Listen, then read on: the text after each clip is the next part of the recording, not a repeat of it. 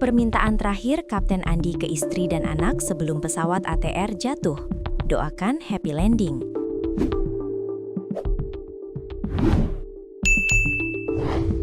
Kapten Andi Dahananto, pilot pesawat ATR 42500 milik Indonesia Air Transport (IAT), alami kecelakaan di wilayah Pegunungan Bulu Saraung, Sulawesi Selatan, sempat meminta doa ke keluarganya sebelum akhirnya hilang kontak Sabtu 17/1/2026.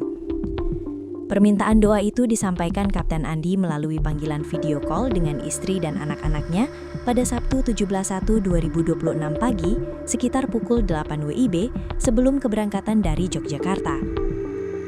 Tak disangka, pesan sekaligus permintaan itu adalah momen terakhir Kapten Andi menyapa keluarga.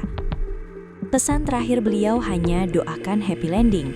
Itu kalimat yang selalu beliau sampaikan sebelum bertugas, kata adik ipar Kapten Andi, Agus Mahardianto, di kediaman korban di Tiga Raksa, Kabupaten Tangerang, Senin 19/1/2026.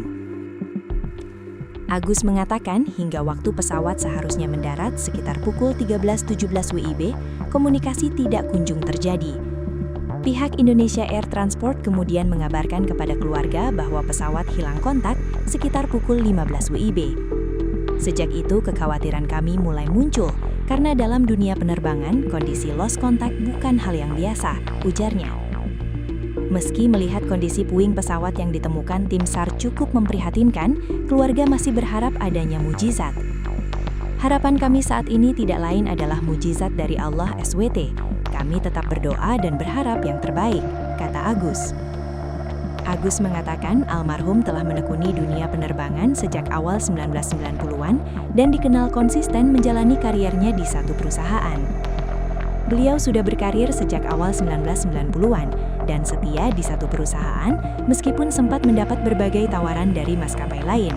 Namun beliau tetap pada pilihannya karena percaya pada tempat beliau mengabdi, ujar Agus. Menurut Agus, dunia penerbangan bukan hal asing bagi keluarga Kapten Andi. Almarhum ayah Kapten Andi juga seorang penerbang di Angkatan Laut, sementara putra pertamanya kini berprofesi sebagai pilot.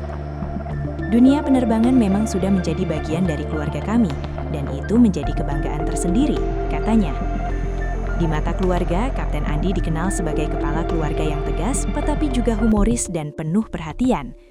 Meski kerap bertugas, ia selalu menjaga komunikasi dengan keluarga. Beliau sangat perhatian pada keluarga. Biasanya sebelum berangkat selalu video call, dan setelah mendarat pun selalu menghubungi keluarga. Itu sudah jadi kebiasaan beliau selama puluhan tahun, ujar Agus. Kapten Andi Dahananto diketahui merupakan warga Tiga Raksa, Kabupaten Tangerang, dan menjabat sebagai Direktur Operasi Indonesia Air Transport (IAT). Di lingkungan tempat tinggalnya, ia juga dikenal sebagai pribadi yang sederhana dan mudah bergaul. Sebelumnya, pesawat ATR 42500 milik IAT dinyatakan hilang kontak saat hendak mendarat di Bandara Sultan Hasanuddin Makassar, Sabtu 17/1/2026 siang.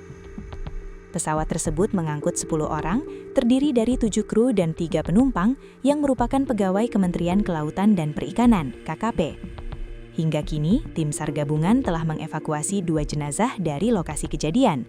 Proses pencarian dan evakuasi korban lainnya masih terus berlangsung.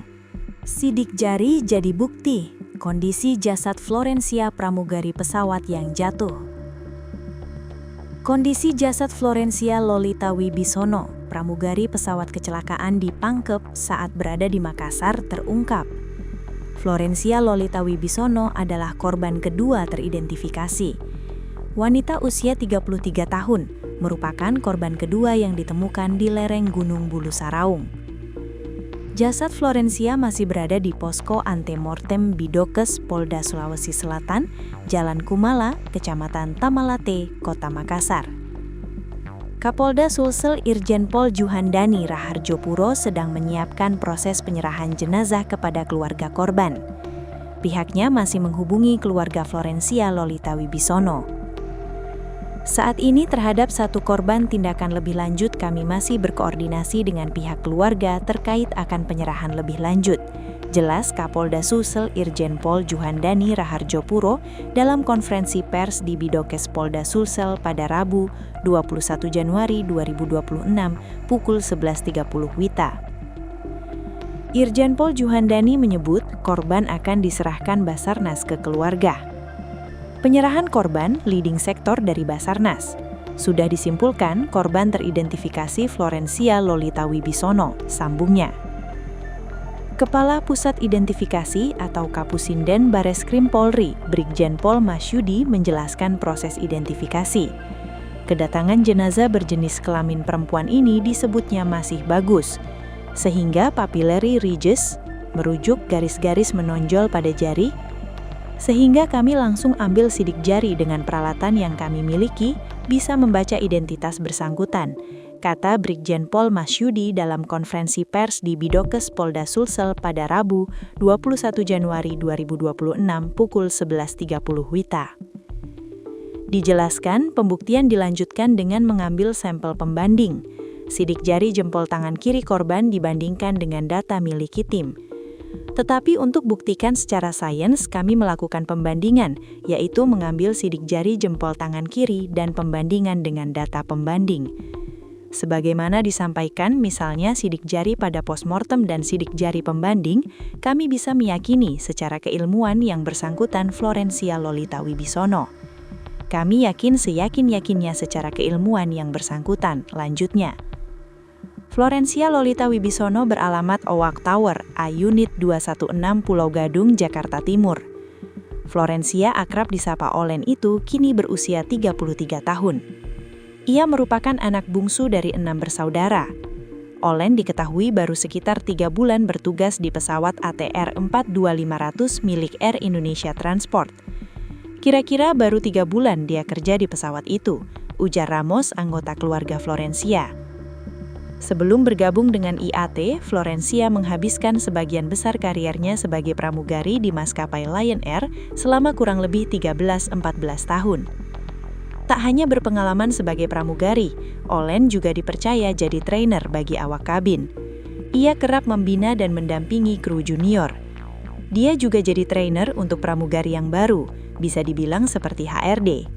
HRD adalah Human Resources Department. Dalam bahasa Indonesia, HRD berarti Departemen Sumber Daya Manusia atau SDM. Pihak keluarga hingga kini masih menantikan informasi resmi dari pihak berwenang terkait perkembangan pencarian dan penanganan insiden tersebut. Bagi keluarga, hilangnya kontak dengan pesawat itu terasa seperti waktu yang tiba-tiba berhenti. Kerabat Florencia, Juwita, mengungkapkan rencana pernikahan Olen selama ini menjadi sumber kebahagiaan keluarga. Iya, dia memang akan segera menikah. Kami semua sudah menantikan momen bahagia itu, ujar Juwita lirih.